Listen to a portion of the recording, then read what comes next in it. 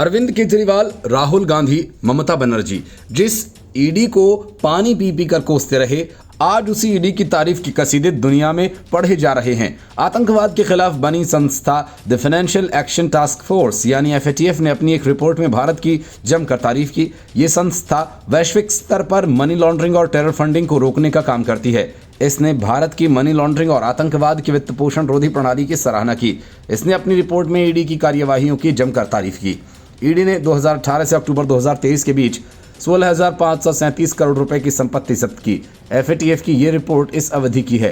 FATF ने कहा कि देश की प्रणालियां प्रभावी हैं, हालांकि इन मामलों में अभियोजन को मजबूत करने के लिए कुछ बड़े सुधारों की आवश्यकता है। इस संस्था ने 368 पेज की रिपोर्ट जून में आयोजित पूर्ण बैठक में मूल्यांकन को अपनाए जाने की जारी की है। FATF का मुख्यालय फ्रांस की राजधानी पेरिस में है। भारत के बारे में मनी लॉन्ड्रिंग और आतंकवाद के वित्त पोषण से निपटने की व्यवस्था की पिछली समीक्षा 2010 में प्रकाशित हुई थी। इस रिपोर्ट को जारी करने से पहले पिछले वर्ष नवंबर में FATF के विशेषज्ञों ने भारत का दौरा किया था। इसने देश को रेगुलर फॉलोअप श्रेणी में रखा है। ये वो श्रेणी है जो केवल 4 अन्य G20 देशों को प्राप्त है। जिस ईडी की तारीफ FATF कर रही है, उसी को विपक्ष कोसता रहा है। अरविंद केजरीवाल और मनीष सिसोदिया ईडी से जुड़े मामलों में ही लंबे समय तक जेल में रहे।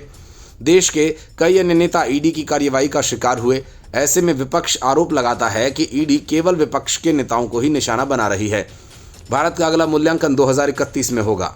रिपोर्ट में कहा गया कि भारत ने धन शोधन निरोधक और आतंकवाद के वित्त पोषण निरोधक प्रणाली लागू की है, जो कई मायनों में प्रभावी है। उसने हालांकि कहा कि धन शोधन और आतंकवाद के वित्त पोषण के मामलों में अभियोजन को मजबूत करने के लिए बड़े सुधार की आवश्यकता है। इसमें कहा गया कि आतंकवाद से जुड़ी गतिविधियों में NGO का इस्तेमाल न हो सके, इसके लिए सुधार की आवश्यकता है।